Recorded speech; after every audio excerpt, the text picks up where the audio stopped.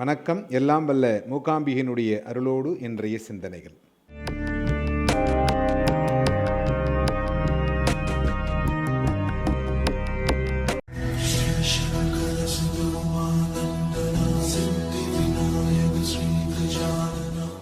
விஷ்ணுதாசர்னு ஒருவர் இருந்தார். காஞ்சி மன்னரும் ஒருத்தர் இருந்தார். இப்போ இருக்கிற மக்கள் அப்படின்னா நம்மளுடைய மனநிலை எப்படி இருக்கிறது? நேராக பெருமாள் கோயிலுக்கு போகிறோம். அந்த பெருமாள் அணிந்திருக்கும் நகைகளை பார்த்து அதே போல் நாம் செய்து கொள்ளலாமே அப்படிங்கிற எண்ணம் தான் நிறைய பேருக்கு வருது. ஆனால் இந்த காஞ்சி மன்னன் என்ன பண்ணான் அப்படின்னா, பெருமாளுக்கு நகைகளை தாராளமாக செய்து கொடுத்தான். வைர கிரீடம், 2 அஸ்தபாதம் வைரத்தில்,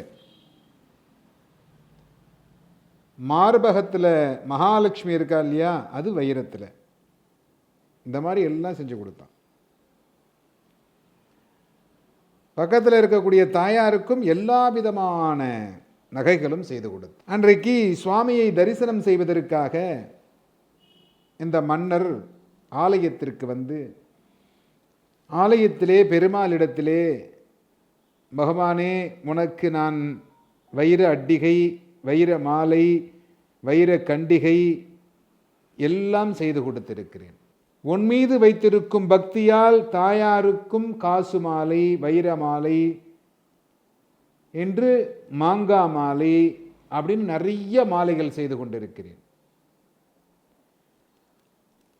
தாயார் தங்களை பார்த்து வெட்கப்பட்டு தலை குனிகிறார்களா, இல்லை நான் கொடுத்த நகையின் கனம் தாழாமல் தனை குனிந்திருக்கிறார்களா என்று தெரியவில்லை. அந்த அளவுக்கு நான் உங்களுக்கு எல்லா விதமான நகைகளும் செய்து கொடுத்திருக்கிறேன் அப்படின்னு சொல்லி தன்னுடைய பெருமையை பெருமாளிடத்திலே பேசிக் கொண்டிருந்தார். அப்பொழுது பெருமாள் நினைத்தார், என்னடா இவன் இவ்வளவு தூரம் தன்னுடைய பெருமையை பேசிக் கொண்டிருக்கிறானே. அதுக்குள்ளேயும் லக்ஷ்மி பார்க்குறா. பக்கத்தில் இருக்கிற லக்ஷ்மி பார்த்துட்டு லக்ஷ்மி சொல்கிறா, நீங்கள் எனக்கு ஒரு தோடு வாங்கி கொடுத்துருக்குறீங்களா? எதுவுமே வாங்கி கொடுக்கல. ஆனால் உங்களுடைய பக்தனை பாருங்க, எனக்கு வைரத்திலேயே எல்லாம் ஒட்டியானம் செஞ்சு கொடுத்துருக்கிறார், அட்டிகை பண்ணி கொடுத்துருக்கிறார், நாகாபரணம் பண்ணி கொடுத்துருக்கிறார், எல்லா விதமான நகைகளும் செய்து கொடுத்திருக்கிறார். உடனே பெருமாள் சொன்னார், வாஸ்து வந்தாம்மா, உனக்கு எல்லா நகையும் அவன் என் மீது இருக்கும் பக்தியினால் செஞ்சு கொடுத்திருக்கிறான். நான் அலமேலு மங்கையை திருமணம் செய்து குபேரனிடத்திலே கடன் வாங்கி அந்த கடனையே அடைக்க முடியாமல் நின்று கொண்டிருக்கிறேன் அப்படின்னு பெருமாள் மகாலட்சுமிகிட்ட சொன்னார். இது இந்த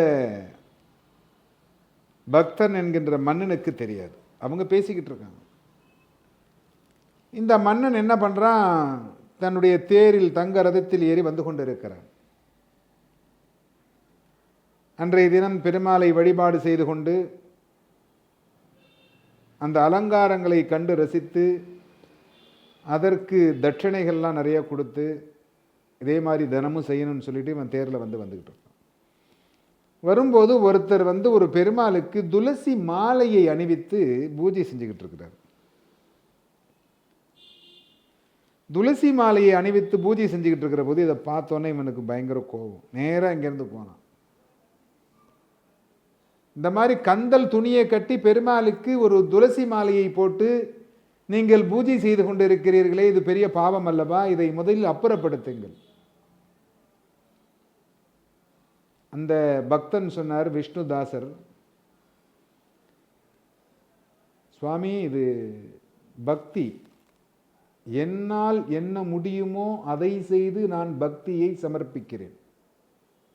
நீங்களும் பக்தியை சமர்ப்பிக்கிறீர்கள். ஆனால் 2 பேருடைய பக்தியும் ஒருமுகமாகத்தான் இருக்கிறது.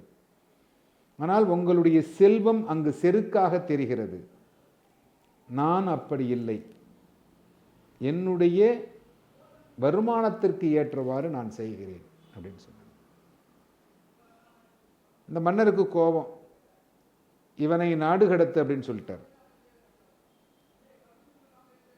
இவரும் போராடி பார்த்தார், முடியல, நாடு கடத்தியாச்சு. இவர் அந்த பெருமாளை தூக்கிக்கிட்டு வேற ஒரு நாட்டுக்கு வந்துட்டார். வரும்பொழுது பெருமாள்கிட்ட சொல்லிக்கிட்டே வரார், சுவாமி எனக்கு தரிசனம் கொடு, ஏன்னா நான் ரொம்ப கஷ்டப்படுறேன், இருந்தாலும் உன்னை தரிசிக்கணும்னு ஆசைப்படுறேன், எனக்கு தரிசனம் கொடுன்னு கேட்டுக்கிட்டு வர்றார்.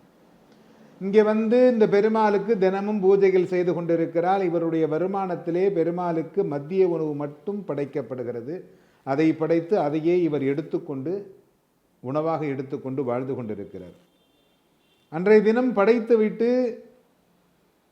தன்னுடைய பூஜைகளை பெருமாளிடத்திலே சமர்ப்பித்து சரி சாப்பிடலாம் என்று வெளியில் வந்து அன்னத்தை எடுத்து கொண்டு வந்து வைத்துவிட்டு கைகாலிகளை அலம்பி திரும்பவும் வந்து சாப்பிட வரலான்னு பார்க்குற போது, மாத்தியானியத்தை முடிச்சுட்டு சாப்பிட வரலான்னு பார்க்குற பொழுது சாப்பாட்டை காணும். சரின்னு அன்னைக்கு பட்னியோடு படுத்துட்டார். இப்படியே ஒரு வாரமாக பார்க்குறோம், இந்த மத்தியான சாப்பாடு இவர் மாத்தியானம் முடிச்சுட்டு வரதுக்குள்ளே இந்த மத்தியான சாப்பாடு காணா போயிடுது. ஏன்னா பூஜையை முடிக்கிறார், பிரசாதத்தை கொண்டு வந்து வைக்கிறார், அதுக்கப்புறம் மாத்தியானியம் பண்ணணும், மாத்தியானியம் பண்ணிட்டு வந்து சாப்பிட்றதுக்குள்ளே சாப்பாடு காணா போயிடுது. சரி இன்றைக்கி மாத்தியானியம் பண்ண வேண்டாம், நம்ம வெளியில் நின்று பார்த்துட்டு இருப்போம், யார் தான் எடுக்கிறான்னு பார்ப்போம். ஒரு வயதானவர் கிழிந்த வஸ்திரங்களோடு ஒரு துளசி மாலையை அணிந்து கொண்டு அங்கிருந்து வந்து அந்த பிரசாதத்தை எடுத்து கையிலே வைத்து கொண்டு நடக்கிறார்.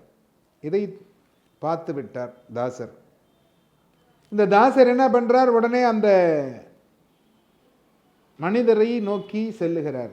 ஆஹா, நம்மை இவர் பார்த்து விட்டார், நம்மை பிடித்து விடுவார் என்று அவரும் ஓடுகிறார். ஆனால் ஒரு கட்டத்தில் அவரை பிடித்து, இது என்னிடத்திலேயே கேட்டால் நான் கொடுத்து விடுவேனே, நீங்கள் இதை எடுத்து செல்ல வேண்டிய அவசியமில்லையே என்று அவரை கேட்கிற பொழுது அந்த வயதானவர் அந்த தாசரை கட்டி பிடித்து பெருமாள் காட்சி தருகிறார். காட்சி கொடுத்து இவருக்கு புஷ்ப விமானம், வைகுந்தத்திலிருந்து புஷ்ப விமானம் வந்து இவரை மேலே வைகுந்தத்திற்கு அழைத்து செல்லுகிறது.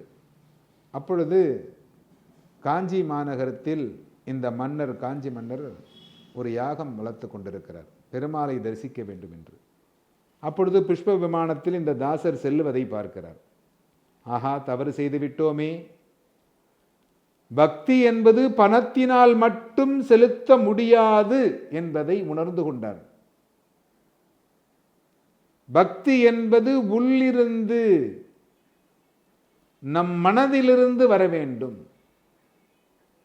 நமோ நாராயணாய நமஹா என்கின்ற மந்திரத்தை நீங்கள் உச்சரித்து உள்ளமாற அந்த பெருமாளை பிரார்த்தனை செய்தீர்களேயானால் கண்டிப்பாக பெருமாள் உங்களுக்கு அனுகிரகம் செய்வார்.